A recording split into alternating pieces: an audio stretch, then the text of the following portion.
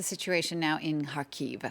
Well, we'll continue to focus on what's happening in Ukraine with Peter Zalmayev, the director of the nonprofit, the Eurasian Democracy Initiative.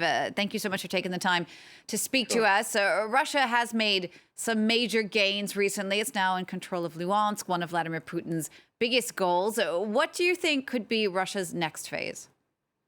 Well, Russia has no other choice. I mean, it's said so far. I mean, it has said that much, that it has to keep up this slow grinding assault, trying to squeeze Ukrainians out of first of all, the remaining little bitty part of Luhansk. It hasn't captured all of Luhansk.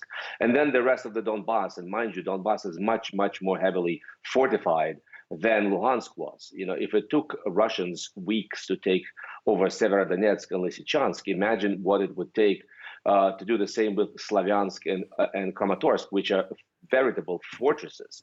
You know, by all accounts, we're hearing Russia is continuing to make very, very slow advance. But you know, the calculation is changing as we see. You know, as we speak, Ukrainians have had tremendous successes striking on Russia's military stockpiles, far behind the front lines, and Western weaponry continues to arrive, while at the same time Russians are running out of cannon fodder, meaning manpower to throw at this war, and it seems that they're growing desperate. We are hearing that Russians have now resorted to freeing men from prisons, inmates, to throw them into the war effort. Right. Well, you raise a good point there. I mean, the war has been going on for over 4 months. What state are the Russian troops who are fighting in at the moment? We've been hearing from the very beginning of the war effort, from credible Western intelligence sources that Russian military men, Russian soldiers, high command do not have the heart in this fight. We are hearing of demoralization. We're hearing of sabotage inside Russia, meaning military recruitment centers have been throughout this. The last few months have been set on fire. We are hearing of increasingly, soldiers being recruited and then refusing to go into the war. We also understand that Russia has relied very heavily on men in occupied territories in the Donbass that has been occupied since 2014, but also in these freshly occupied areas of Kherson, etc. Imagine the kind of fighting spirit they will have when they were just a few weeks ago. They were in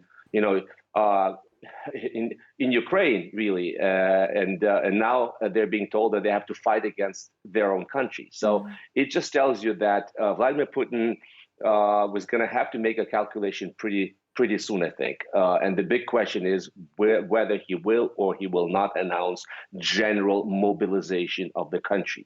So far, analysts are saying that this will be a very risky move because it has a very, very high, probability of causing social unrest if that happens. And also, this is coming as there still is Western support. The EU has just approved 1 billion euros in financial aid to Ukraine. Do you think that there is enough Western support to still stand up to Vladimir Putin? Well, obviously it's never enough, and the Ukrainian side will tell you that it could not come sooner, it could not come faster, it could not come in bigger, quantities. So far, Ukraine has gotten, let's say, a dozen HIMARS, high rocket mobility systems from the U.S., which have been extremely effective. A few such systems from Britain. Germany has been promising to send those. It seems that they have been sufficient to sort of slow down significantly the Russian advance in order for Ukraine to start to go on offensive and to counterattack massively and to take back, let's say, Kherson in the south. Much more weaponry will be needed, and much more weaponry is in fact expected, including under the land lease agreement with the United States. Ukrainians are expecting the rest of the weaponry to start arriving en masse by the end of July and beginning of August, which is when the high military command of Ukraine is predicting that Ukraine will very likely be able to stage a successful counterattack and retake some of the occupied territories. We were talking before about the state of the Russian forces, both mentally and physically. What about the Ukrainian forces? Where are they strongest and weakest at the moment?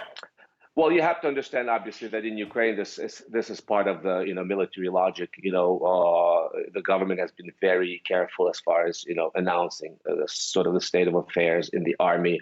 A few weeks ago, the president was pretty frank with the people when he said that Ukraine is losing 100. Then we heard a figure of as much as 200, even 300, casualties a day. And just yesterday, the military headquarters announced that officially 7.2 thousand Ukrainian soldiers are considered as missing in action, meaning they're unaccounted for. They may have been captured. They may have fallen in the battlefields. So these are very significant numbers, but at the same time, the morale is very high. It's obvious Ukrainians are fighting for their homes, for their future, and right now it is estimated that the full Ukrainian army under orders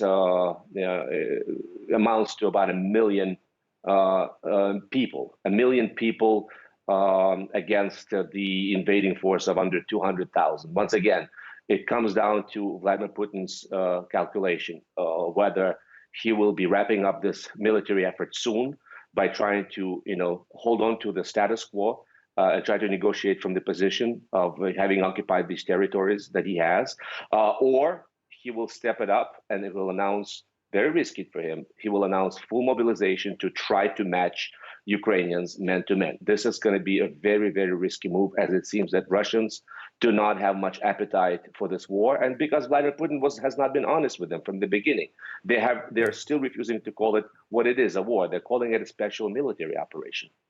Peter, thank you so much for sharing your expertise with us. Peter Zalmayev, the director of the Eurasian Democracy Initiative. Thank you.